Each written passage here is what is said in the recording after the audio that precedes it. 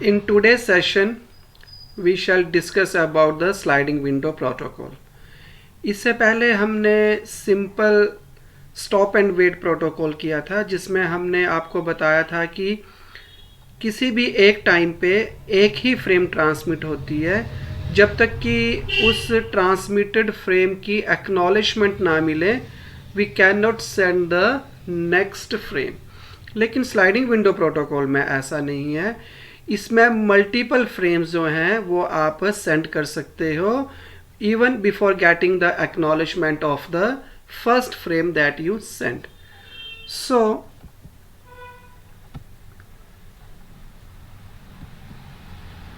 sliding window algorithm है, this is used by TCP and it permits the multiple data packets to be in simultaneous transit like in pipeline कि एक frame गई है, उसके बाद next is ready, then next is ready, making more efficient use of network bandwidth.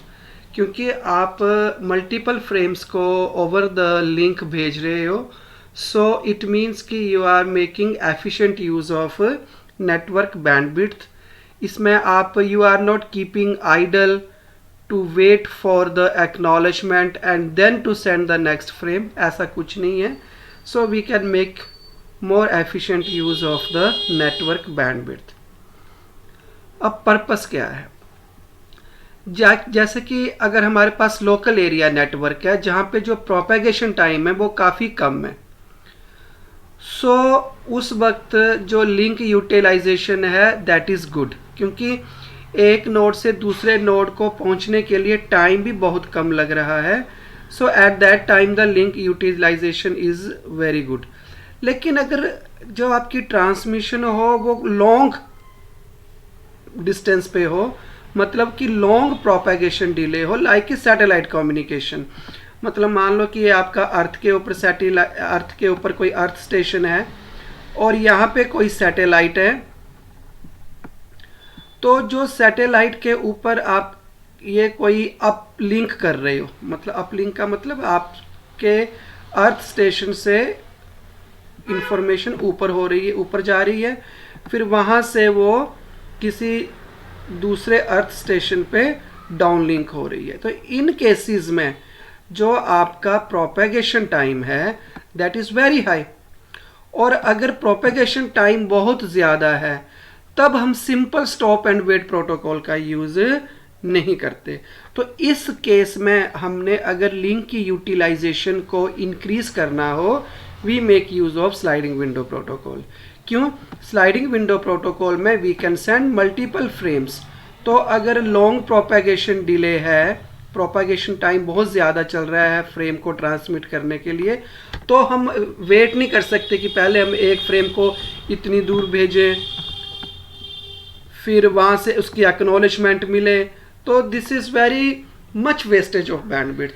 So अगर long आपका transmission है, अगर लॉन्ग आपका प्रोपेगेशन है, तब हम स्लाइडिंग विंडो प्रोटोकॉल का यूज़ करते हैं। स्टॉप एंड वेट प्रोटोकॉल का तब यूज़ कर सकते हैं जब हमारे पास जो प्रोपेगेशन डिले है that is very small, like in LANs. So जैसे हमने आपको कहा कि जो स्टॉप एंड वेट है that actually waste the bandwidth. तो इसका सोल्यूशन क्या है? सोल्यूशन है इसका to allow the multiple outstanding frame that is to send the next before the current one is acknowledgement। तो हमारे पास बहुत सारी आउटस्टैंडिंग फ्रेम्स हैं जो कि तैयार हैं जाने के लिए, इससे पहले कि अभी जो आपने फ्रेम भेजी है उसकी एक्नॉलेजमेंट मिले। So this is the idea. Now comes that what we actually adopt while we make use of sliding window protocol. सबसे पहला जो इसका आइडिया है वो ये है कि इसमें जितनी भी फ्रेम्स हैं दे आर नंबर्ड। हर फ्रेम को एक हम नंबर देंगे, यूनिक नंबर देंगे हम विद इन विंडो में। जैसे मान लो कि हमारा जो विंडो साइज़ है उसमें जितनी भी फ्रेम्स होंगी वो सभी की सभी यूनिक होंगी। Lost frames can be retransmitted. जैसे मान लो कि आपने 1 भेज दी, आपने सेकंड फ्रेम भी भेज दी, थर्ड जब आपने भेजी तो इसमें कोई ट्रांसमिशन के वक्त कोई एरर आ गया, मतलब वो डेस्टिनेशन तक नहीं पहुंची, तो हम इसको इस फ्रेम को दोबारा रीट्रांसमिट करवा सकते हैं।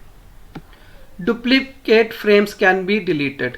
ये भी हो सकता है कि आपने 4 नंबर फ्रेम भेजी है और रिसीवर ने रिसीव कर ली, उसने एक्नॉलेजमेंट भेजा, मान लो एक्नॉलेजमेंट नहीं पहुंचा अपना सोर्स को, और सोर्स क्या करता है, फिर 4 नंबर वो सेम फ्रेम को दोबारा भेज देता है, तो यहाँ पे डुप्लीकेट ऑफ फ्रेम्स आ सकती हैं।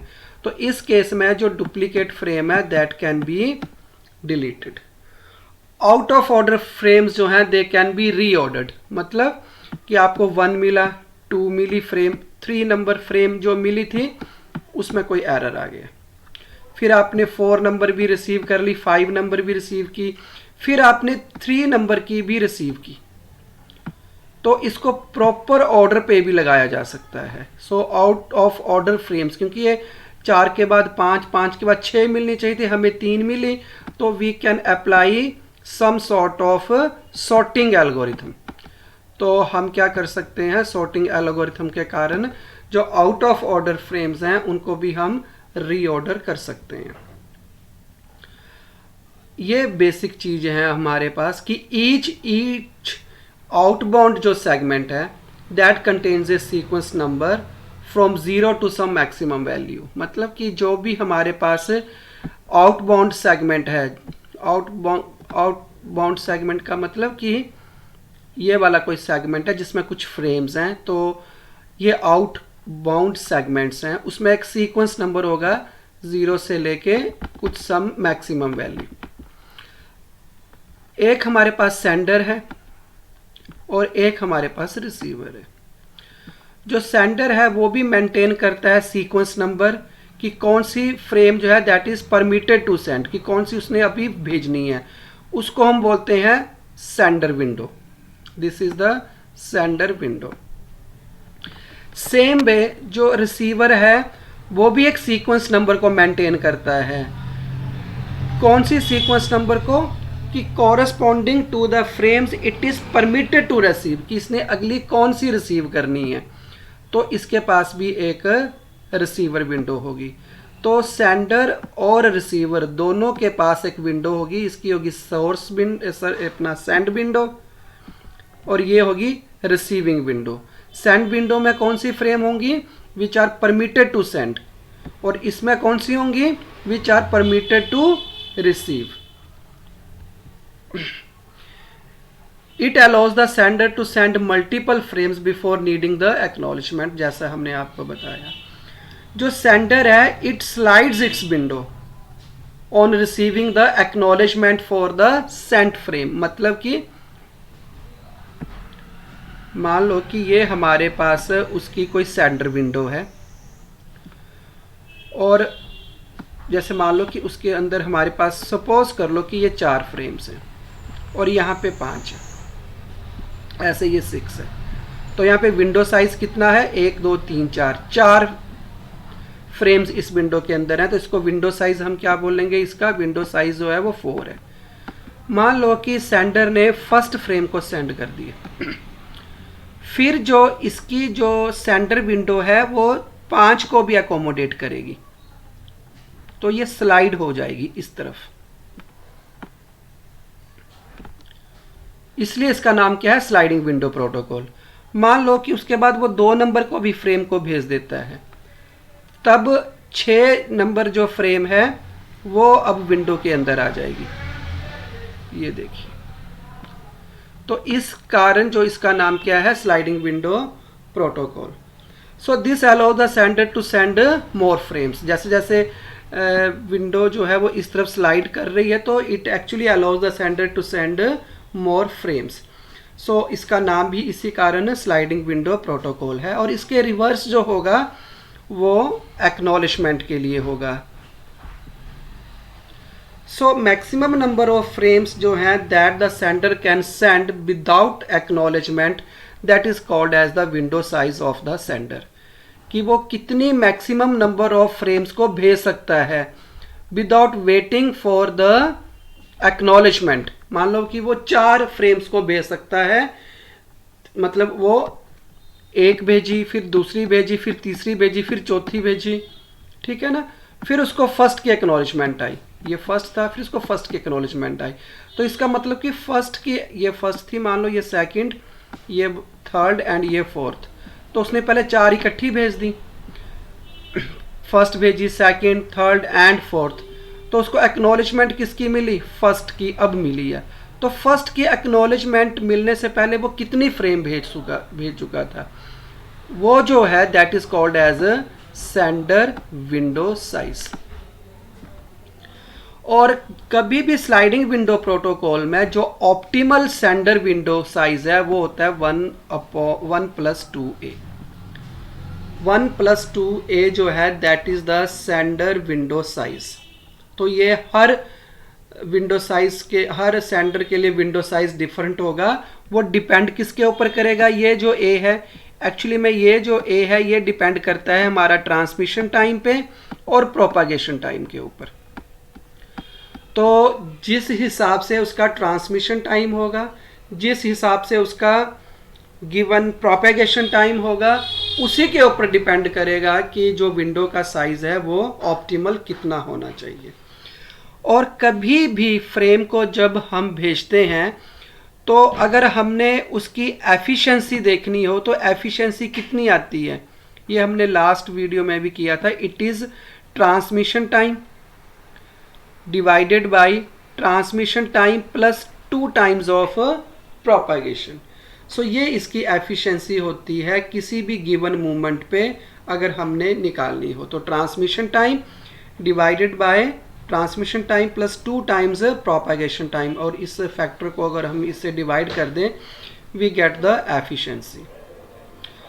अब हम आपको बताते हैं कि एक्चुअल में ट्रांसमिशन टाइम, अब हमारे पास स्लाइडिंग विंडो प्रोटोकॉल में हमने बताया कि जो साइज है, विंडो साइज है, वो कितना होना चाहिए, 1+2a।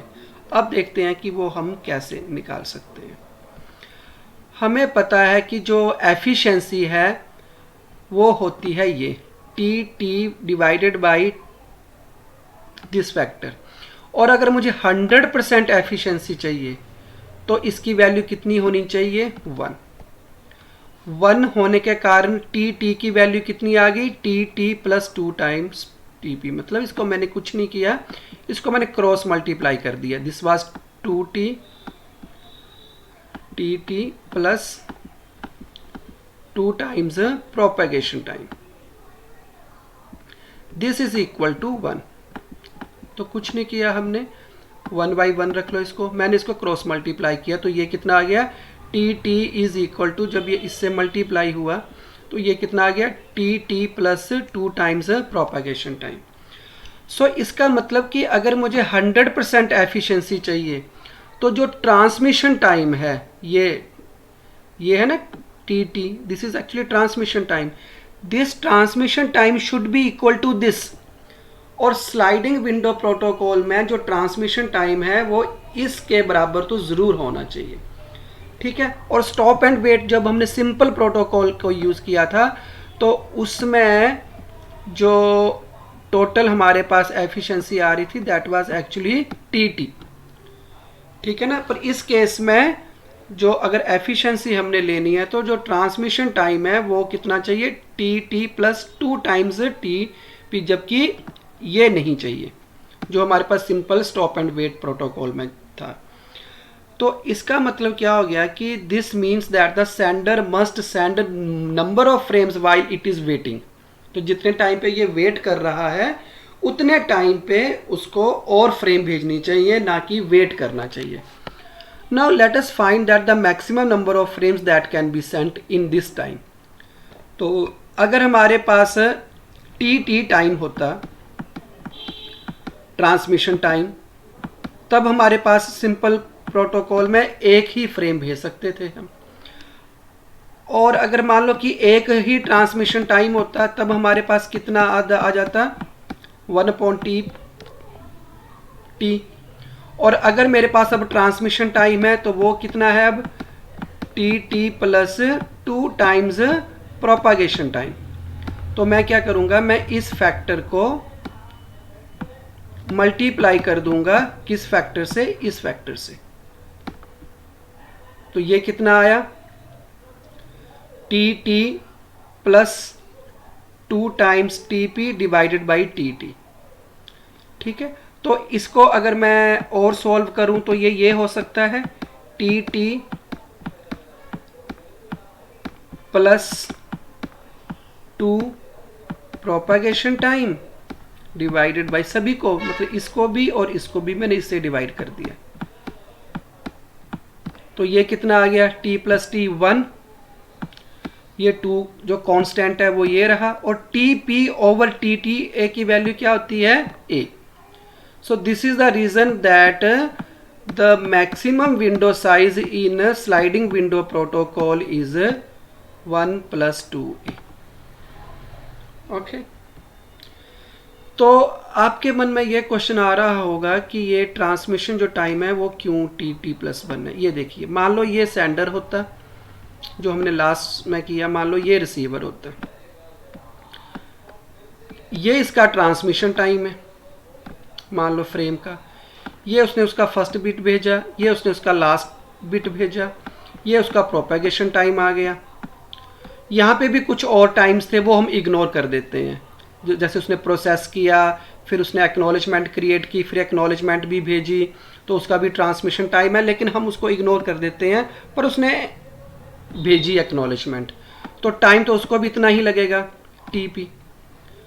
तो इसका मतलब क्या होगा, यहाँ तक तो वो ठीक था, वो फ्रेम को भेज रहा था, लेकिन ये वाला जो टाइम है, ये वाला टाइम, ये टाइम वेस्ट हो रहा था।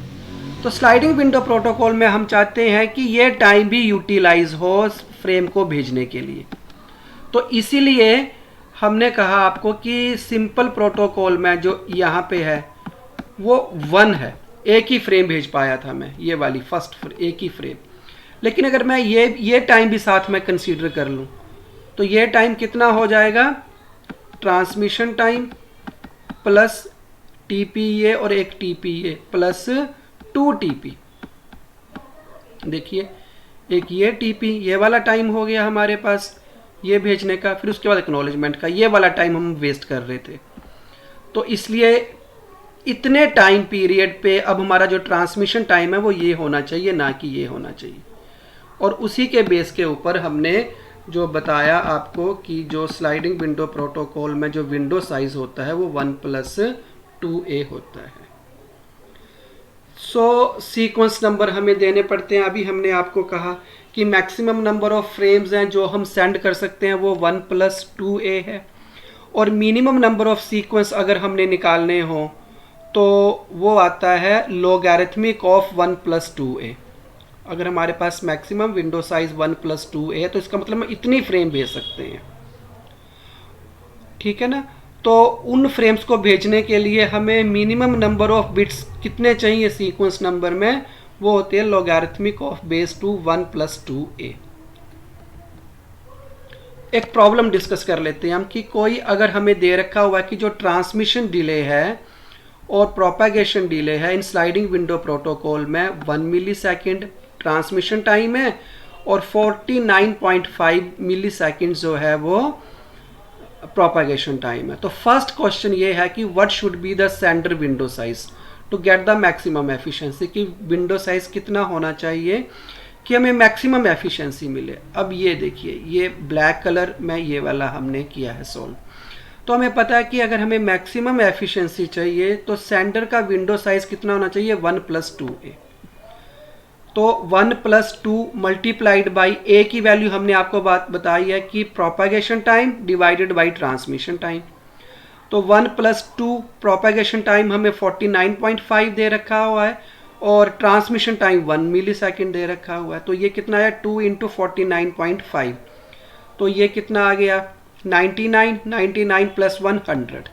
इसका मतलब फॉर मैक्सिमम एफिशिएंसी अगर मुझे लेनी है इस प्रॉब्लम के हिसाब से तो विंडो साइज क्या होना चाहिए, 100। मतलब 100 फ्रेम्स में मैं साइमल्टेनियसली ट्रांसमिट कर सकता हूँ इससे पहले कि मुझे फर्स्ट फ्रेम की एक्नॉलेजमेंट आए। अब सेकंड जो है ये पर्पल कलर में है, ये वाला आंसर है। What is the minimum number of bits required in sequence number field. तो वो कैसे हम निकालते हैं, वो मैंने अभी आपको पिछली स्लाइड में बताया। This is logarithmic of 1 + 2a। So log base 2 1 + 2a की वैल्यू हमारे पास आ चुकी हुई है। This is equal to 100।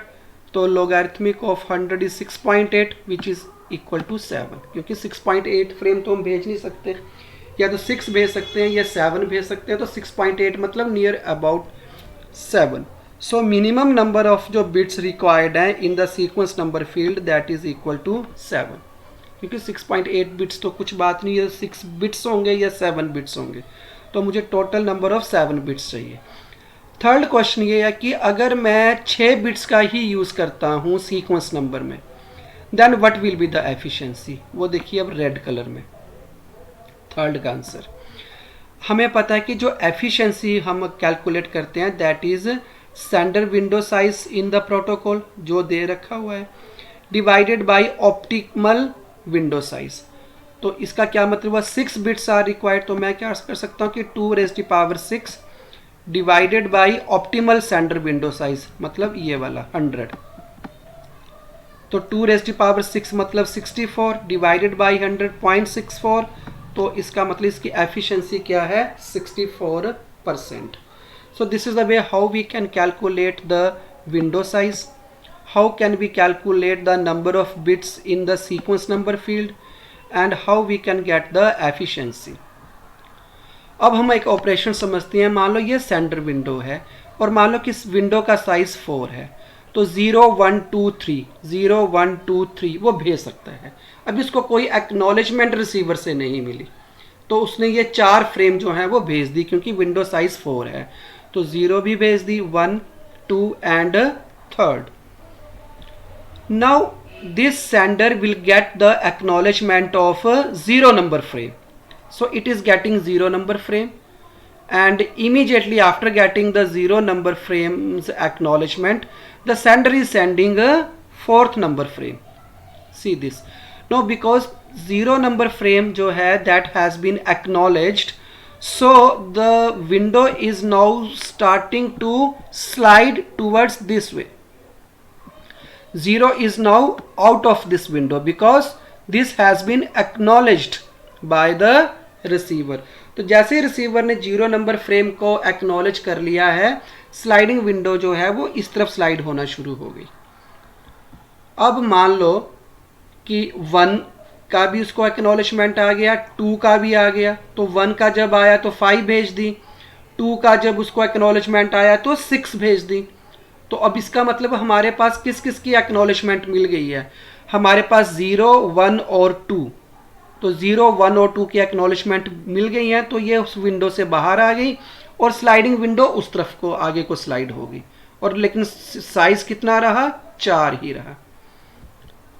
तो हम क्या क्या इससे कंक्लूजन निकाल सकते हैं, ये जो विंडो के बाहर हैं इस तरफ राइट साइड में, ये वो वाली फ्रेम्स हैं जो हम भेज चुके हैं और जिसकी हमें एक्नॉलेजमेंट भी मिल गई है।